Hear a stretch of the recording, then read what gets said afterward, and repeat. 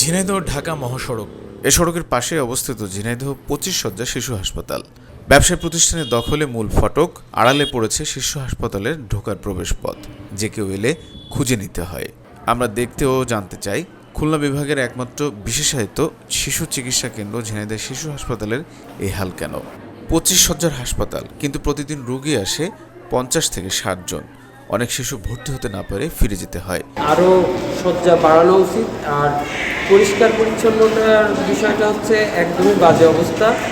নোংরা মানে পরিষ্কার পরিচ্ছন্ন এটার ব্যাপারে একটু থাকার দরকার, লাইট থাকার দরকার, বুঝছেন? এছাড়া পরিচ্ছন্নতা কর্মী না থাকায় অপরিষ্কার পরিবেশে চিকিৎসা চলে শিশুদের।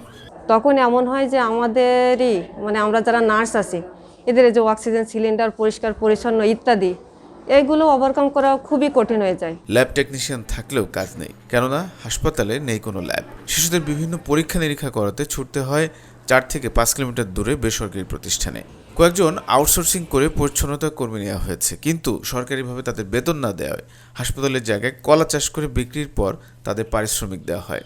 শুধু তাই না, এই কলা বিক্রির টাকায়ও কেনা হয় অক্সিজেন সিলিন্ডার। শুধু ঝিনাইদহ জেলা না, এই হাসপাতালে ঝিনাইদহর আশেপাশের জেলা যেমন চুয়াডাঙ্গা, মাগুরা, কুষ্টিয়া, যশোর থেকেও এখানে আমরা রোগীর চিকিৎসা দিয়ে থাকি।